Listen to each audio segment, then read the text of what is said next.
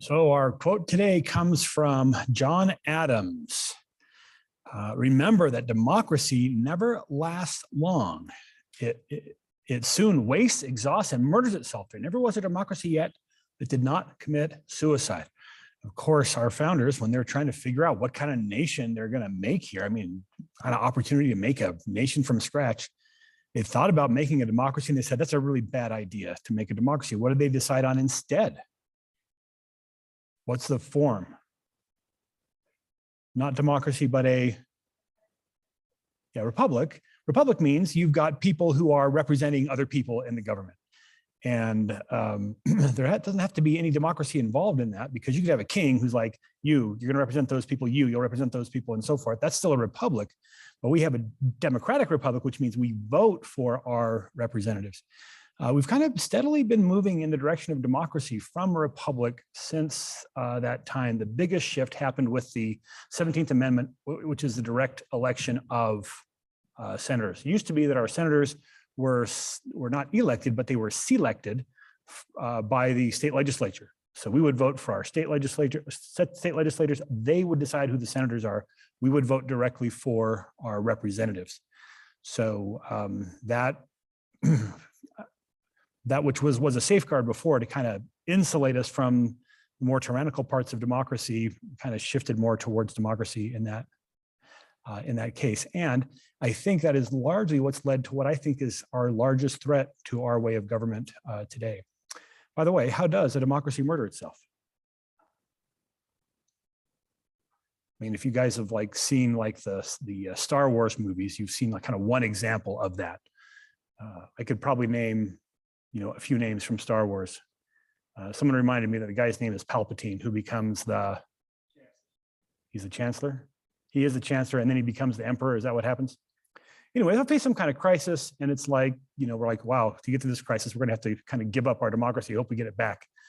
That's one way that it could happen. I don't think that's the way that we're in trouble of happening, but I think we're really in danger.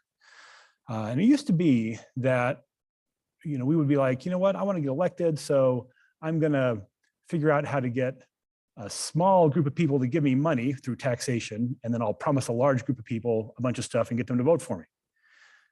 And that's really kind of evil, I believe, but that's the way we used to do it. But we figured out even a better way. It was like one of America's great innovations to the world of political science. We figured out a way how to charge people who can't even vote. Don't try to segment the votery.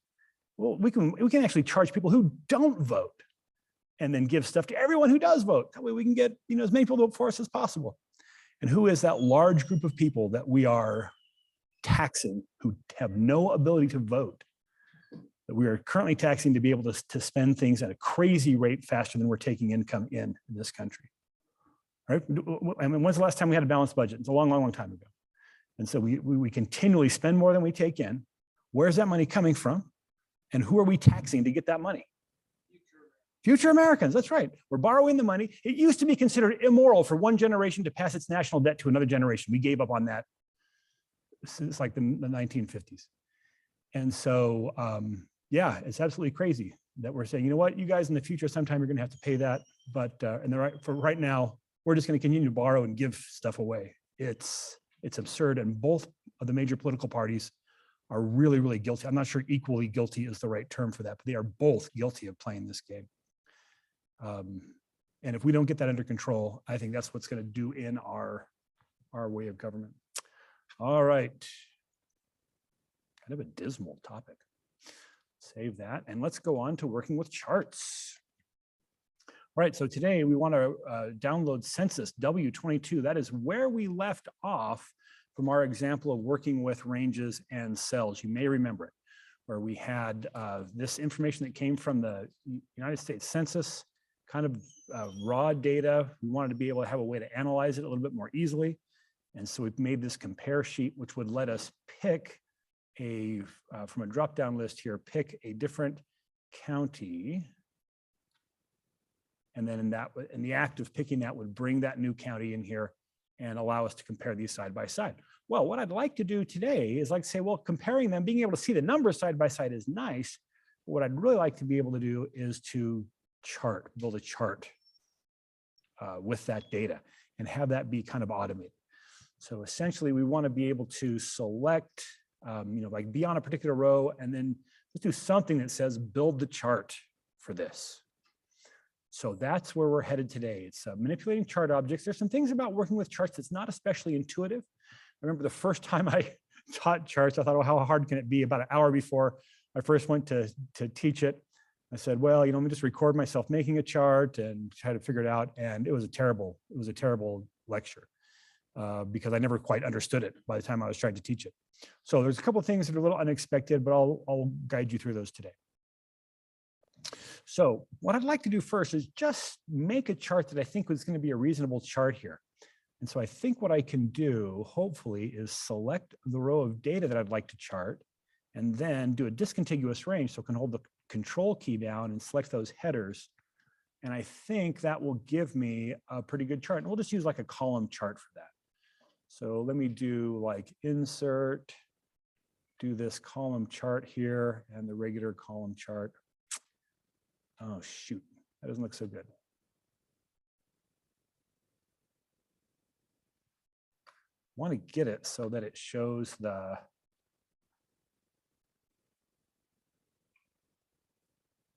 oh, maybe I don't get to highlight the title. I highlight just this data, the data I want to chart, and then we'll bring this in as a title separately. That's what it is.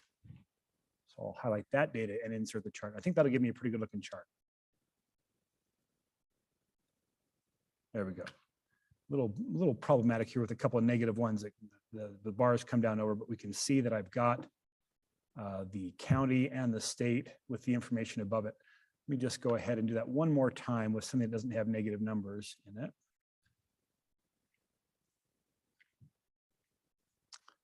And we'll insert that column chart. Okay, so that's a reasonable chart. It lets me compare these pretty quickly in terms of what numbers I've got there on the screen. I'm going to want to put a title on here and maybe control the placement and the size of this chart a little bit. But that's a pretty good one to begin. So let's go ahead and begin by recording ourselves building that chart, and that'll be the base code that we start working with. So I'll delete that one more time, and I'm now ready to record myself making this. Anything before we move on? Are we ready to go? Okay, so I've got that data selected. And now I'm going to record. So developer tab, record macro. I'm going to call it make chart. Shortcut key, sure. How about M for make? Control M. Did I tell you? Control M is the only shortcut key that's not pre-assigned in Excel. So other than that, it'll be Control Shift something, but I'll use Control M for this. Make a chart.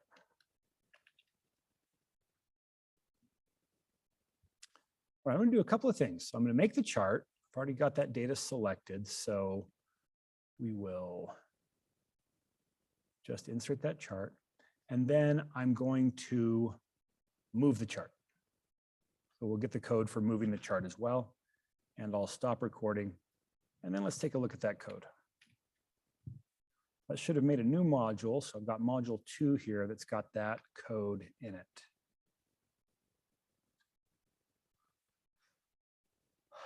So it looks pretty good. Questions to this point? All right. I'm going to go ahead and get rid of these comments. Not especially helpful. All right, so we can see here that we've got this method being called, it's add chart to. There's an add chart method that does something similar. It's not quite exactly the same. They said, you know what, we're going to leave add chart the way it is, and we're going to get an improved version of it. We'll call it add chart 2. And then we've got that here. So it's going to be a clustered column chart. And I forget what the 201 means, but that's going to give us that chart. Now, as is common with recorded code, we want to make sure that we understand it and maybe adjust it a little bit for, because the recorder has to record things in the way we do it in Excel, not necessarily the best way to do it. So first thing to realize is the add chart to method is a method of which class of objects? Kind of look up here, like a worksheet, a workbook, a range, what is it? So add chart to is a method of shapes. Yeah. So here's the question. What do you think it's going to create? Is it going to create a chart object, or is it going to create a shape object? This is the part that's not especially intuitive. There is a thing that's a chart object, and that's not what this, and it will be created by this, but it's not what this function returns. Yeah. That's exactly what it does. Yeah. And so we're saying, listen, we want to add a new shape, and it's going to create a shape that has a chart in it. And so when we select this, we're going to be selecting the shape, not selecting the chart that's inside the shape, which we could do. Okay, so the first thing, and the thing that's not especially intuitive, is to realize that the relationship here is that normally a chart, kind of in the early days of Excel, a chart was its own kind of sheet, and we still can't have a sheet that's just a chart by itself. But pretty early on, we said, it'd be great if we could just put a chart right directly onto a worksheet, not on its own sheet, but on a worksheet. We had 3 or 4 charts on the same sheet. And so the way they did that was by saying, well, let's put a shape onto the sheet. We already do that. And then we'll put a chart inside the shape. So if you're talking about like the positioning or the size of the chart, you're manipulating the shape that contains the chart. If you're talking about the actual data that's displayed in the chart, you're actually manipulating properties of the chart. So let's go ahead and identify and separate those 2 objects out. I'm going to declare them separately here. So let me dim CHRT as a chart and dim SHP as a shape.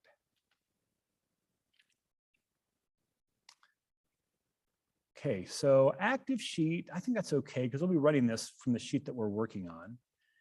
.shapes.add, but instead of selecting this, it's returning a shape, let me just set my shape object equal to that.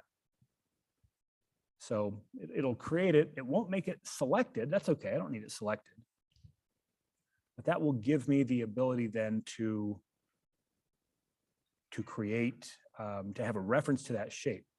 And then let me just go ahead and bind onto the chart. So let me set chart equal to SHP dot chart. So a shape has a chart property, and if it actually has a value, it's just a reference to some chart. Right? The chart object gets created in memory, and the chart object or the chart property of the shape object just is a reference to where that chart is. And when it has that, it says, oh, take that chart that's in memory and render it right here onto this shape. Okay, so now instead of active chart, I've got a reference to the chart right here. So I'm going to change this to CHRT dot set source data. And I love this. It's that, we couldn't quite fit that parenthesis up there on the line. So instead we added a space and an underscore, and then we put the parenthesis on the next line. I'm going to bring that up onto this line here. Now, when I create that, when I call the add chart to, it looks at what chart is or what data is selected and tries to build the appropriate chart from that. In fact, I'm going to want to make sure I have that chart data selected. So even before we get to this point, we may or may not actually have to address this string because I think it's going to build it by default. But we can come in and address it pretty easily, but if we need to. But we're going to start off by selecting that data. So the idea here is that we want to build the chart for whichever row the user is on. We don't want the user to have to select the data. Just you're going to indicate which chart you want to build by being at the active row. And so we're going to know that our chart data, we got to select this discontiguous range. Well, we're going to know that it's going to start in column B, but we're going to have to figure out where we want it to end. So let's go ahead and find our last column. Dim last call as an integer.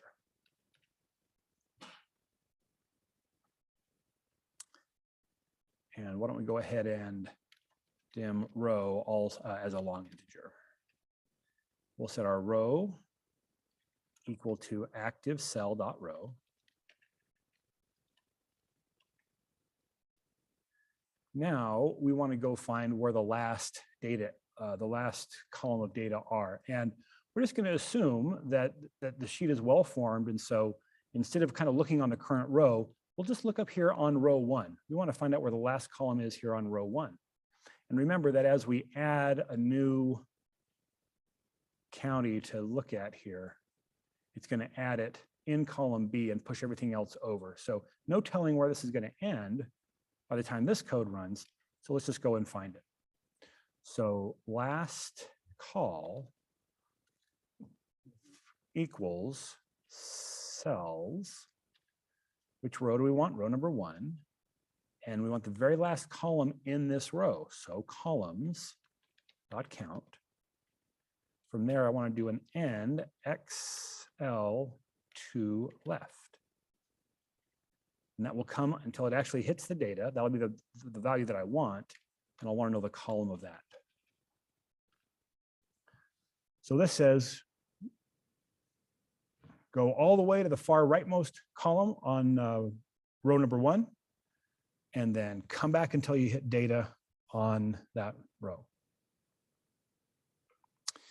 Truth is, we'd probably be okay starting in B2 and doing an XL to right. That would work as long as we had at least 2 counties showing. But if you're in the last, if you're in like, if we only have 1 column here. Oh, that's interesting. When we insert that, it's taking the data validation from there. Interesting. And I hit control right arrow, it goes all the way to the end. So as long as I have at least 2, that would work okay. And so why would I be charting just 1? It doesn't give me any information to chart 1. It's it's a visual comparison. And so we'd probably be okay, but it's a little safer to do it this way just because you won't end up going all the way off to the right. Okay.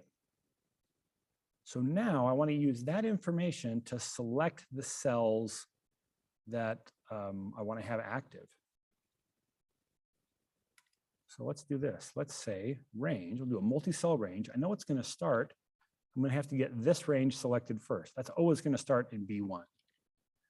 I want a range that starts in B1, and I can just give it a string as one element for this range, and then ends in, I think I'll use cells to identify this cell. Which row do I want? Row number 2. Which column do I want? Last call.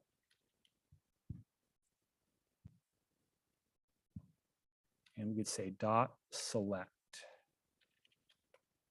We go ahead and put a breakpoint here, and we'll run this code up to that point, and that should then select that range. Let me go ahead and control M to run it. Whoops, and break mode, and we stop that. Run it again just so we can see it work. It selects that range that I'm after. Now, how am I going to do the discontiguous part of this range? Because now I want to have another range that's almost like this one,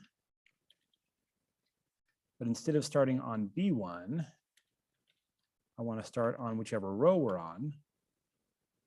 So row, your boat, and column B. So this is the one that has the data that I want to chart. This is the one that has the labels that I want to put under those columns. Trouble is, of course, if I select this one, then select this one, I'm going to unselect that one in front of it. And so let's just do something called union. So union allows me to say, I want to take the union of 2 ranges. There's the first range that I want to union together. There's the second range I want to union together. And that will return a reference to a range, which I can then select.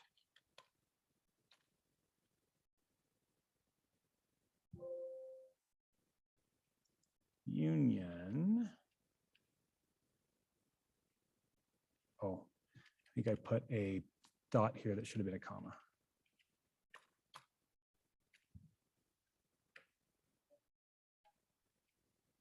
Oh, thank you. It's the select right here.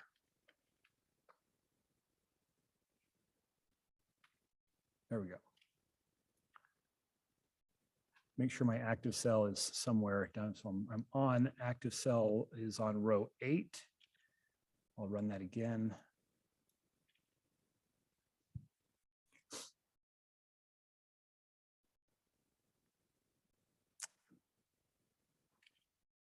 Stand by while I consult my notes on union, which I use very seldom.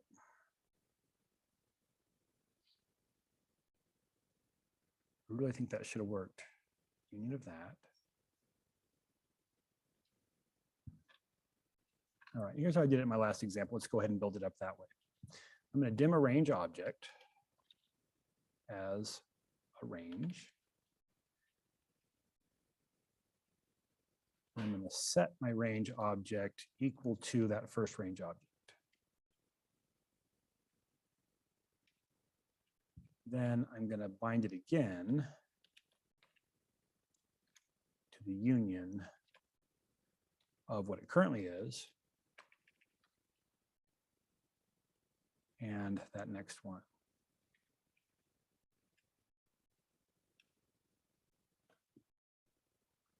Seems like that should do about the same thing. I'm setting my range object equal to that first range that has the labels. And I'm going to set it again to the union of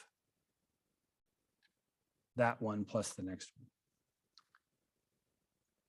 Let's stop this code, run it again. Let's get it to that point. Let me just check out what that address is.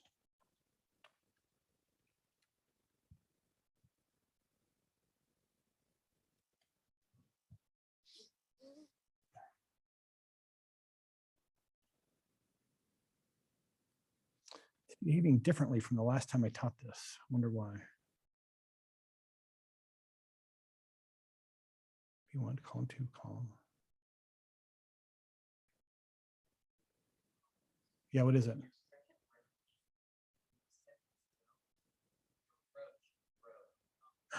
Oh, there it is. Right, because this was saying go all the way up to row 2. Yeah, so actually the other one would have worked just fine where we were. Let's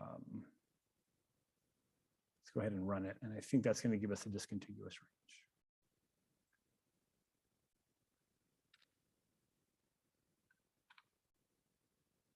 Row, row.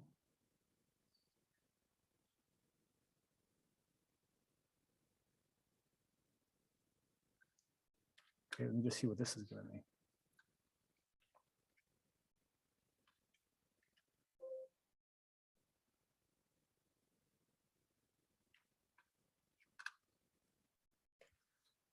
Oh, stand by for a moment, folks.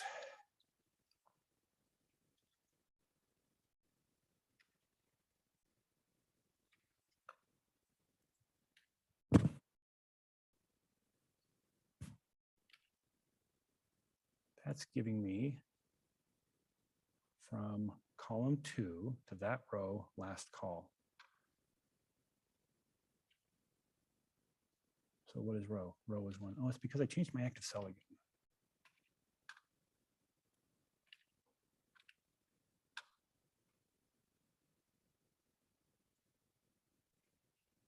There we go.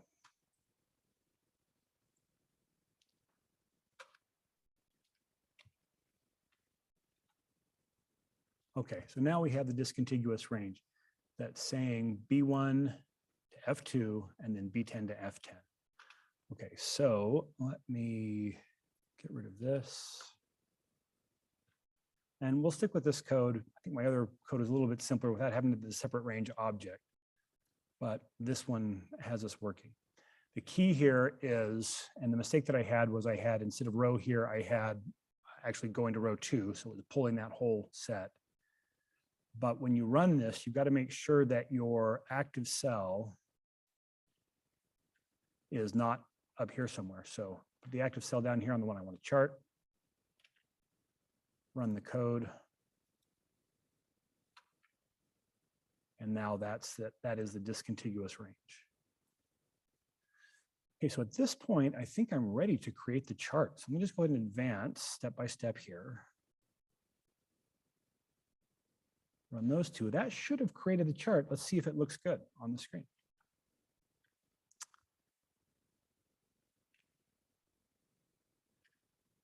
It's not looking so good. Delete both of those.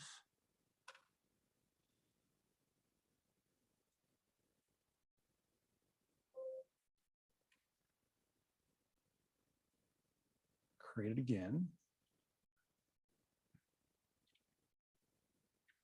All right, so it looks like we are going to have to adjust that data as well. So let's go on to that part, and hopefully that's going to bring the code, bring the chart to what we want. So actually, I think we can probably just set this equal to RNG. We've got that range object that has the data. That's the data we want to have here.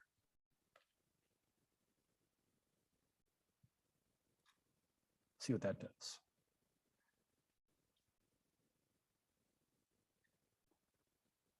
Well, we're getting closer. Still not quite what I was after. Let me just run that again from scratch and see what we get.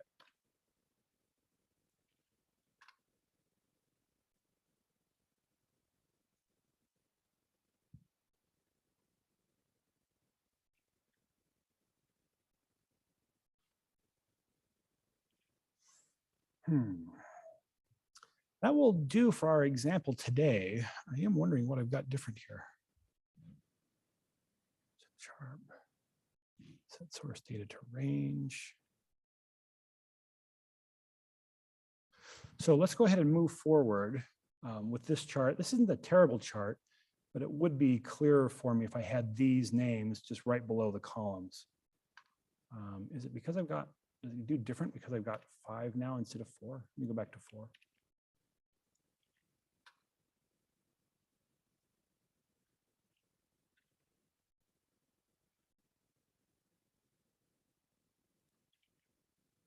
No, it's still different, but this is okay. So we'll get these charts, and if I can figure out what I'm doing differently here, maybe we'll get that changed today, but we're now generating the chart. Our next step is going to be to start to position this where we want it to go. Okay, any questions on the code up to this point?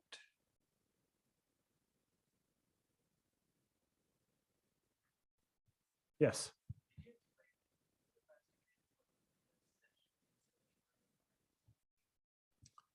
Yes. So this line right here. So the thing to realize is that this is just like when we add a new worksheet, when we say, worksheets.add, it makes a new worksheet, but then the add method sends back a reference to where that sheet was created in memory. And so we can actually say we want to make a new worksheet and we want to catch it. We want to say set like WS, a worksheet variable, equal to worksheets.add. And we'll have a reference to the newly created sheet. That's what we're doing here. So we're saying we're creating a chart, and because this add chart is a method of the shapes collection, it's going to create a chart in a shape, and it will return a reference to the shape that it created. And so we are catching that so that later we can say we want to change where that shape is. We've got this variable that we can just say shp.left equals something new. Okay. And then this one is saying, just to say, listen, we're dealing with a chart here. And so we want to get a separate reference to the chart object that's built into the shape. So now we've got 2 independent variables here, one that references the shape that holds the chart. So when we want to change size or position, we manipulate the shape. When we want to change anything about the data, we do that by using the chart object itself. Got it? Okay, so here then is the code that got recorded when we dragged that chart to a new place. So let's figure out where we want to position that. Where should we position this? Seems like the right place to put this is going to be just past where the data ends. So, maybe like right about here. So I think what I'd like to do is like actually get to where that ends. Well, fortunately, we've already got a way to refer to that because we know which column that's in. let's just go ahead and set the left of the chart to where that last column is. And we can actually ask, kind of on the same grid scheme, we can ask, where does that column end? So here's how we do that. So instead of active sheet shapes that shape, let's just do SHP. And instead of increment left means move this to the left 309, whatever units that is. We don't want to do that. I just want to set the left position of that. So let me just do that simply first. I'll set that to 10. 10 is not very much. So now when I create this chart, it should push it almost all the way to the very leftmost part of my worksheet. So I'll run that code. And this is the one that it created. It pushed it over here 10 units from the margin. And now that I'm getting a few charts made here, let's take a little detour and just make something that will clear off all of the charts from our sheet. So let's come down here, make a new sub procedure, call it clear charts.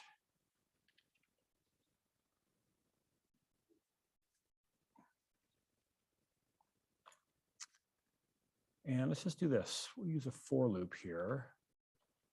For, let's declare a variable, dim x as an integer. For x equals, we're going to go through this backwards. Anytime you're deleting objects, it's a good idea to go through it backwards. Because if you delete an object out of an early part of the set, sometimes they shift over so that your loop doesn't end up letting you go through all of them. So I'm going to go to active sheet dot chart objects. Chart objects collection is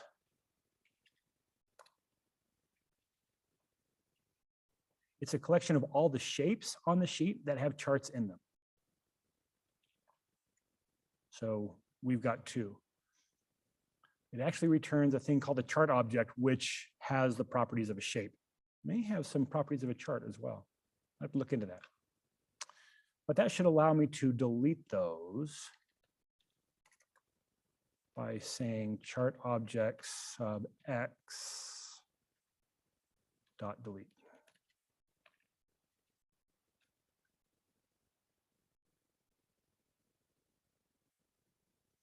Now if I run that one, oops, wrong language for doing array, chart objects in parentheses.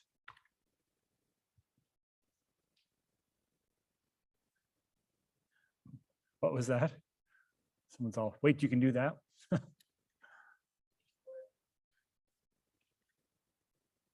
So clear charts now will just wipe the charts off of the sheet.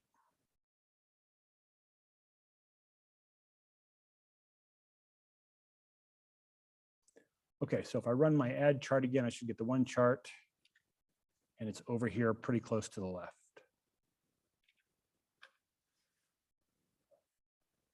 Okay, what I'd like to do, instead of putting it to the left, I would like to put it to where my last column is.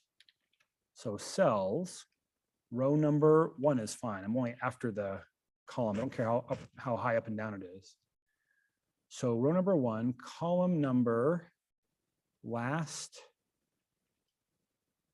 call.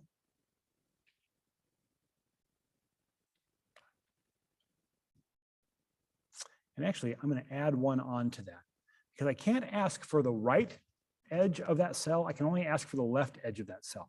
I can ask for the left of the cell and the width of the cell, and I could add them together, or I could just offset that column by 1 to the next column over and ask for the left of it.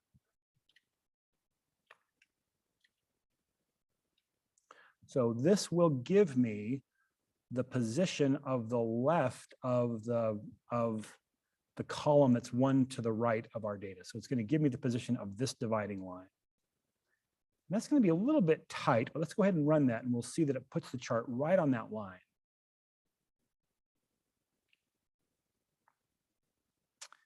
And it would be a better chart if I had some data selected. So I think I'd like to push it over just a little bit more. So let me I'll create a constant up here called margin. const margin equals 10. So I'll use that margin for keeping my things kind of spaced apart from each other. And if I decide I want more or less than 10, it'd be easier for me to come and just change it here in the constant declaration.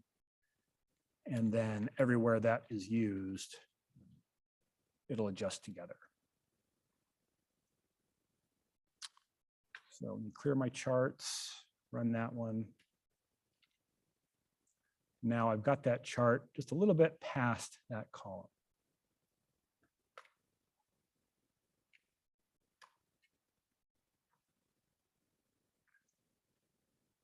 Okay, so I'm getting my left assigned. That's pretty good. Let me go ahead and bring the top, and maybe I'll just bring the top up and have it start at the margin. So my shapes top is just going to be equal to the margin.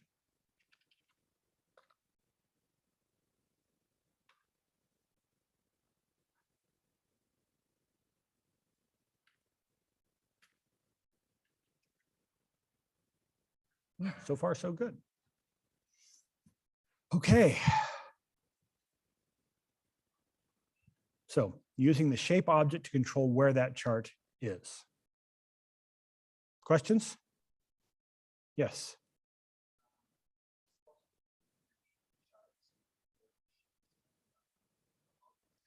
Could I delete the charts using the shapes object? Yeah, let's look at another way to delete. Probably is kind of after I wrote that one, I thought, there's a simpler way to do it. But I'll do this one with the shapes object. Sub clear charts 2.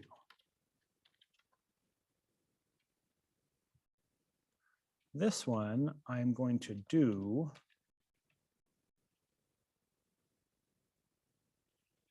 while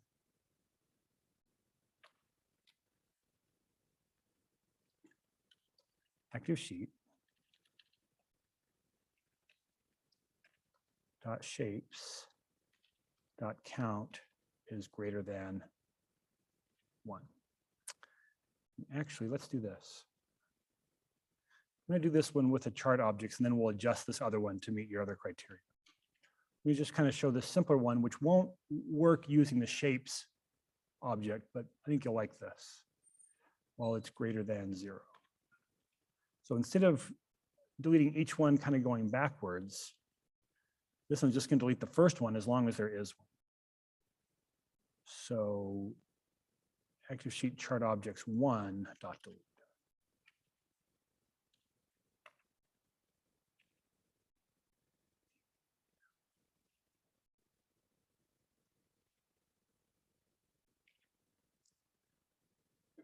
Just go ahead and make another one, another chart, a couple of charts here.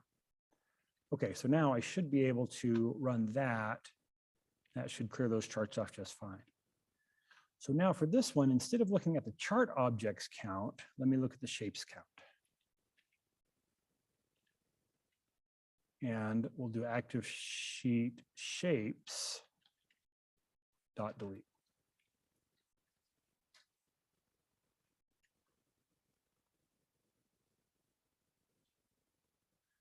And this is going to work just fine, but it's going to have kind of an unintended consequence. Do you see what it is?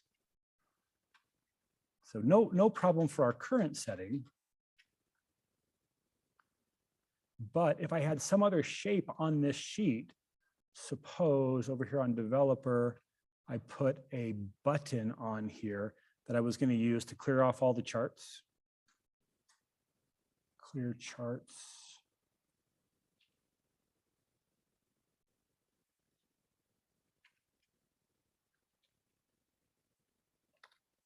So now when I click this button, it should clear the charts, which it will, but it also clears itself because the button is a shape.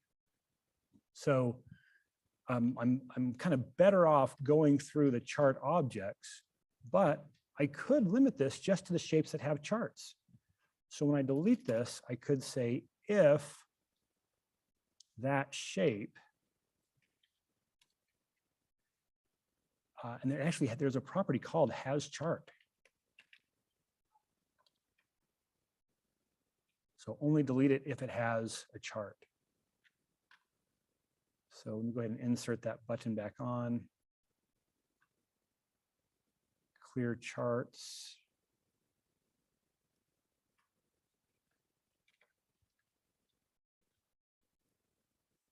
Give myself some charts here.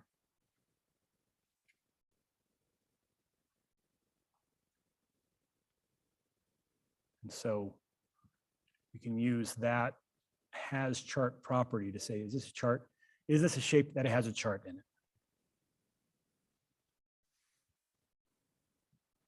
Okay. Oh, one more thing that we kind of haven't done here yet is that this chart's not especially useful because looking at the chart, I don't know what data I'm looking at. So let's go ahead and get the chart title brought on here. So up here, when we're creating the chart, we set the source data. We want to change the title. That's going to be a property of the chart. So chrt dot, and then there should be a property here that lets us modify the title of the chart. What is it? Title? There's no title property. And the first time I thought I want to change the title of a chart, I must have looked for a half hour to figure out where the property is. It's like I had too much pride to actually Google it, which I could have found it in a minute or less. I thought it's got to be here. Well, it turns out the title property is called chart title. It took me a little while to find it. I found it. So I thought, great, just set the chart title to something, like equals some string. But that's no good. Because it turns out the title doesn't accept text. It has a property called text, which can take some text. So apparently there's other properties you can change about the title, how big the font is of the title and so forth. You just want to change the text, and that's going to be a little different. Now I've changed that text. Of course, I don't want to say hi. I want to read that particular one. So let's just set it to cells, row number row, column number 1, dot value.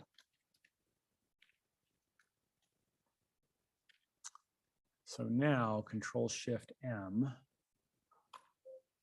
just Control-M, should bring up that chart with the label that corresponds to our data description.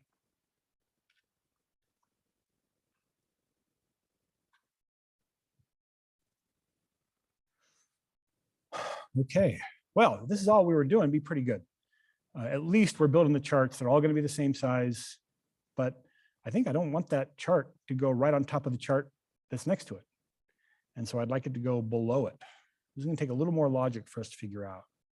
So how can I tell if I want to put this one right here in the upper left-hand corner, or if I want to put it down below the most recently added chart? Any thoughts? Yeah.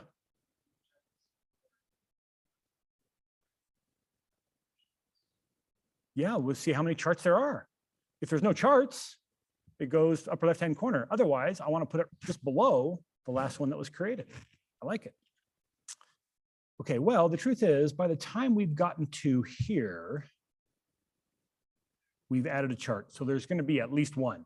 So if there's only one, it goes upper left-hand corner. Otherwise, we'll put it somewhere else. Okay, so where we're putting the top right here, let's just put that in an if statement. If active sheet dot chart objects dot count is equal to 1, then it goes at the top. Otherwise, we're going to put it somewhere. Well, let's put it just below the most recently added chart. So active sheet dot chart objects. That's going to be a collection. And so I'll have it look at the count. Now, the count of that is going to be the one that was just barely added. That's not the one I want to look at. I want to look at the one that was added just before the one I'm currently adding. So I'll subtract 1 off of that. So I'm looking at the one before this, and I'm going to ask for its, this code's getting kind of long. I guess that's okay. So I want its top property. What I really want is its bottom property. There is no bottom property. I've got a top and I've got a height. So let me add on to that, and I'll break this onto another line. That same expression, but instead of the top, now I'm going to be after the height.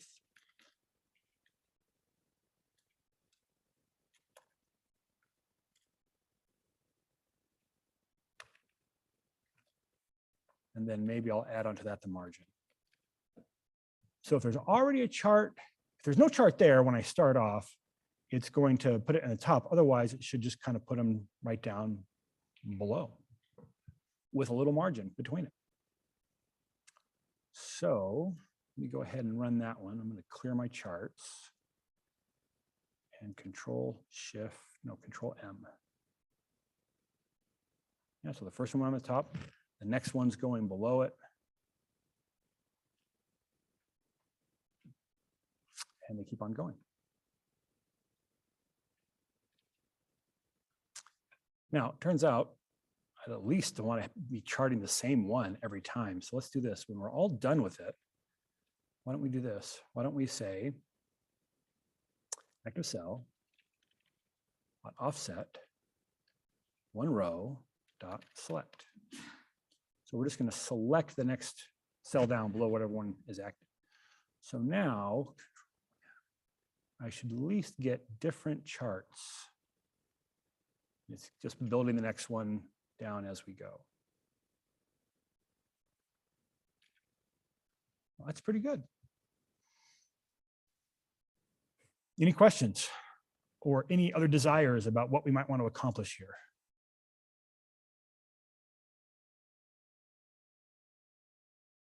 I just saw someone do this. And I'm not sure if he's Catholic or if he was.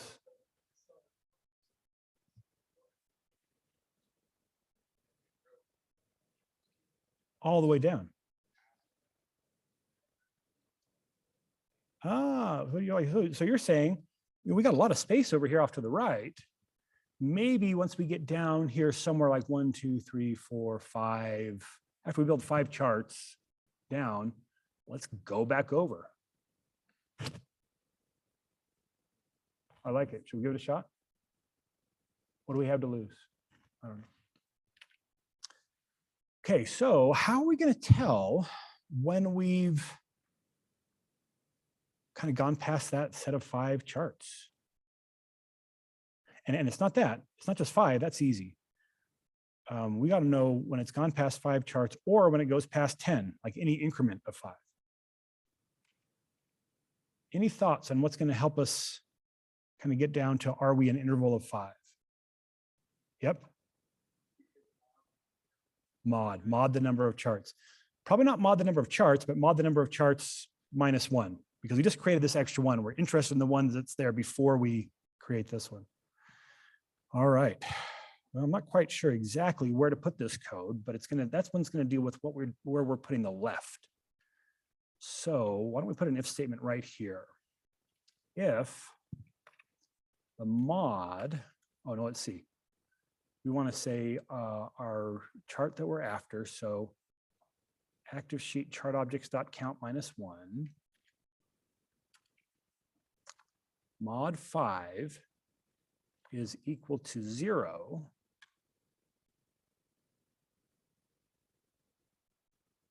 Or if it's equal to, I'm not sure if it should be equal to 1 or equal to 0 here.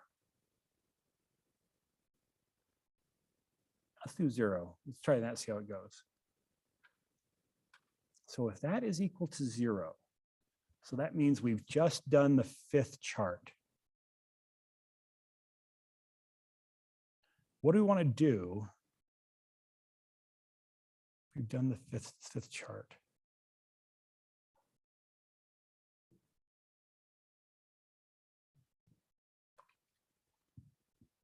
Not entirely sure. So if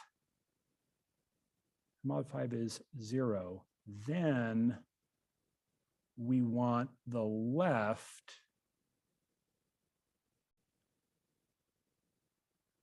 I think at that point we definitely want the top to come up to the top.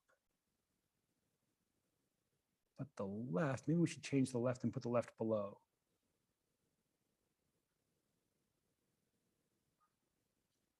I think I want to change the order of these. Set the top first and do the left afterwards.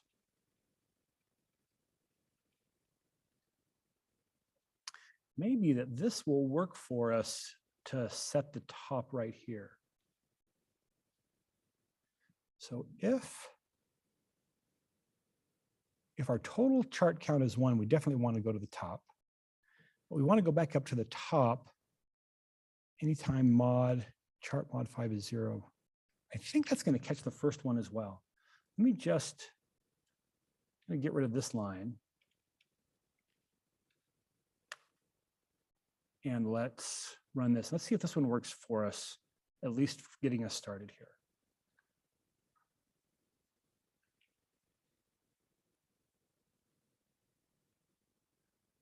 Okay, so at some point, we should go back up to the top.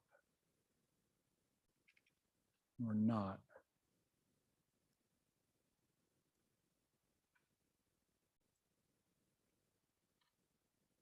Keep coming down to the bottom. The left, we're setting to that margin. Okay.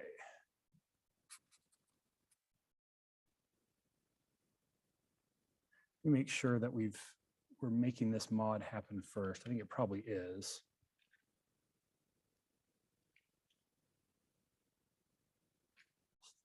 Still building them down. All right, let me go ahead and just do a debug.print here of that expression that we're looking at.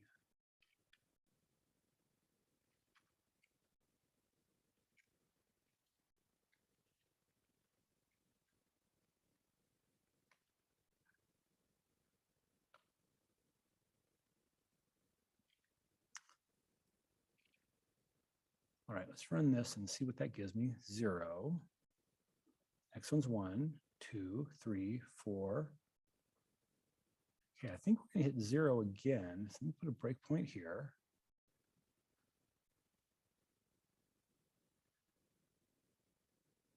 Mod 5, that was 5. Run that again. This one should be 6. Oh. Mod's going to take precedence over this subtraction. And so I've got to bind this together first. So it was taking the count minus 1 mod 5. So let's stop that.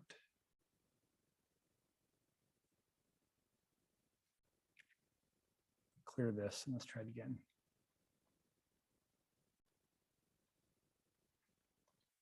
Okay, so good. Now we've got it changing up to the top as it should. We just need to also make it move over appropriately.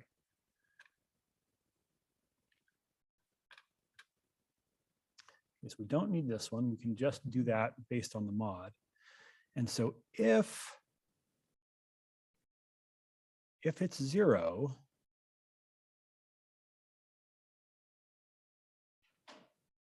then I think we want to move it. I think that's where we want to now have another if statement. So when it's 0, that margin equals that. Now here we have to decide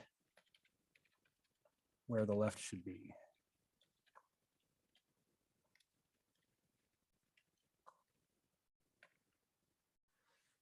Okay. If the number of charts that we have, if it's actually 1, if the number of charts we have is equal to 1,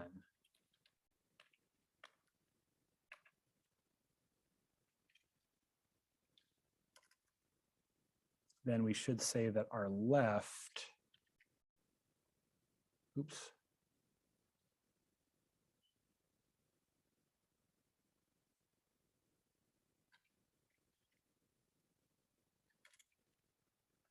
In this case, our left is equal to the margin.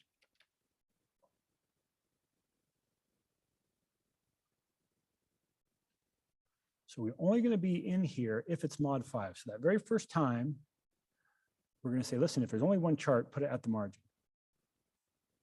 Otherwise, the next time we're up here is when we get to we're kind of moved over to the next column. Then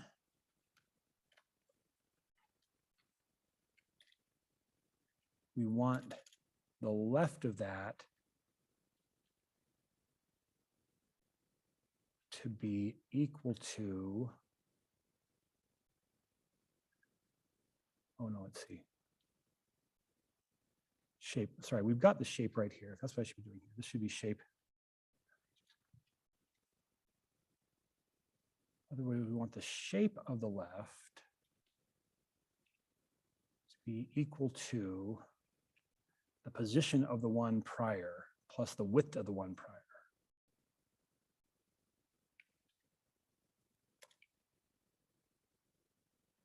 So that will be the left of that one plus the width of that one plus the margin. So when we get back up to the top, we just have to know, is it the first one or are we incrementing it over? And then down here, we have to set the left otherwise here.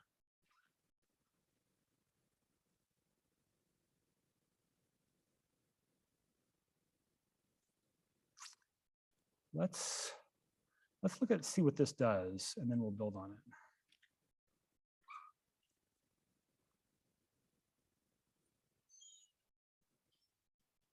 Okay, so that wasn't margin. That needed to be where our data was. I deleted that line, so I lost the code. So this should be the margin plus cells, row number 1, column number last call. Is that what I called the last column? Last call plus 1 dot left.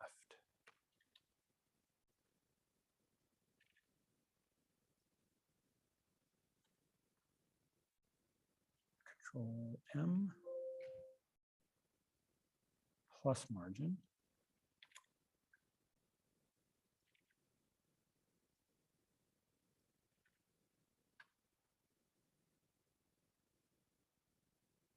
Left of the shape.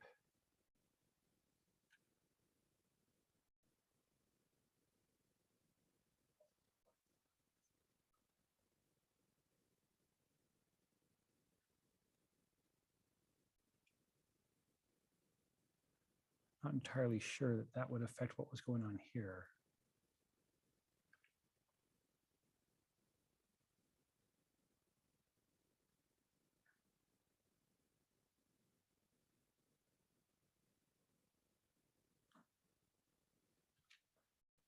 Okay, so we're getting pretty close. So when we're coming through this next one, we've got to get this to go, and I think we can just look at the one right above it. It'll always be the one right above it there. So we should be able to set the left of this one equal to the left of the one that was just before it.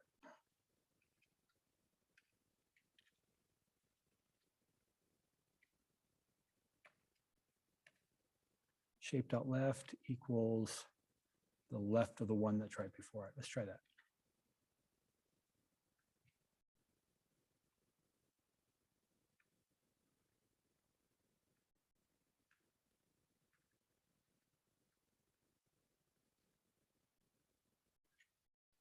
Whew. Looks like maybe we could go one more tall, and that's just a matter of changing my mod 5 to mod 6.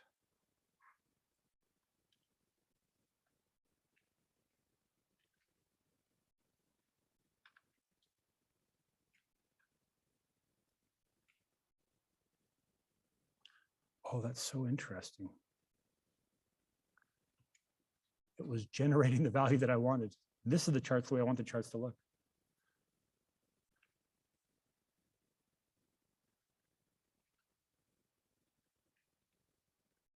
Ah, it's a matter of where that active cell is.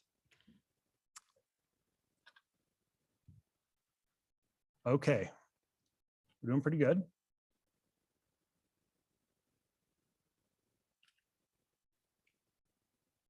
So it looks like to get that chart to build the way I want it to build, I've just got to get the active cell to be somewhere different than it was. Might just be a matter of changing the order in which these are happening.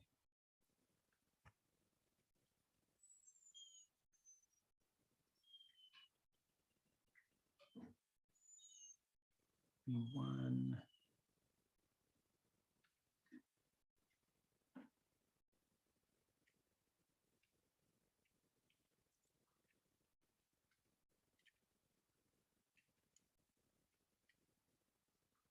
See what that does. No, it's where, no, it was where the active cell. Let's give that a try.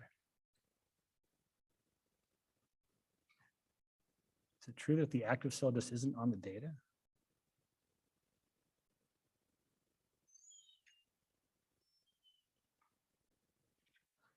I would have to fiddle with that. Okay, what other desires do you have for working with these charts? That's what you had in mind, right? Gets down the bottom, move over. We can control the size. We can change the height and the width of that. We can parameterize that. Got like 14 minutes, 13 minutes to go in class. Got to be something we should do. Let's go ahead and make parameters for setting the height and the width, and then we'll call it good.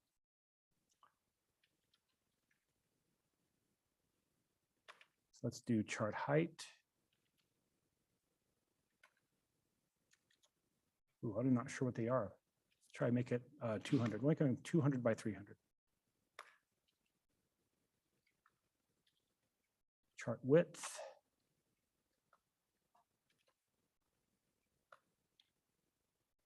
So right after we create it, this is not going to be dependent on anything else. So as soon as we can create it, we can set the width right here. So shp.width equals chart width.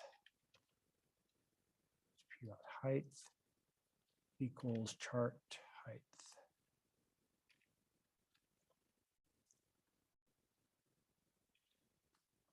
Clear these off. Like a miracle, it's working the way I thought it should work. Is it really just the size of the chart that was doing it? Interesting. Make them a little bit bigger. We'll go 300 and 400.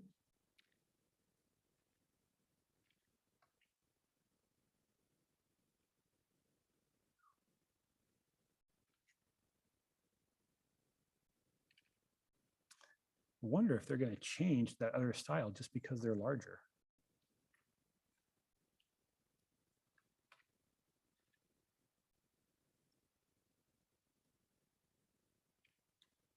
Yeah.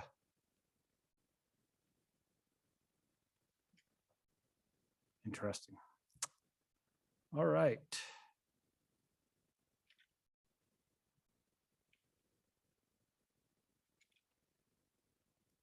Well, that was kind of what I'd hoped to accomplish today. Oh no, they're still even smaller. They're still. And then, I'm not quite sure why what's changed the different types.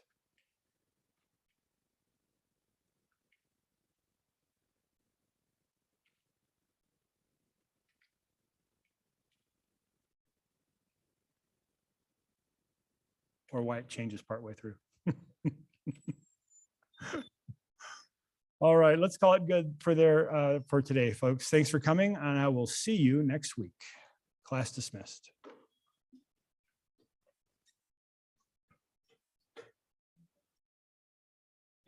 Yep.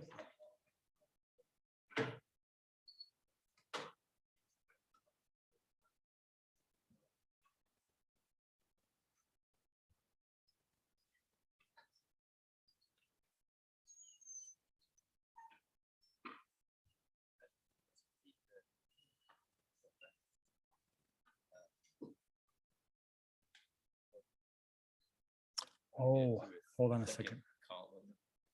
Hold on just a second here.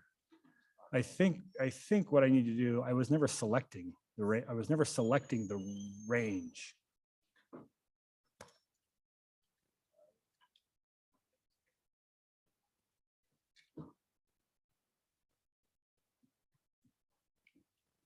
That's what it was.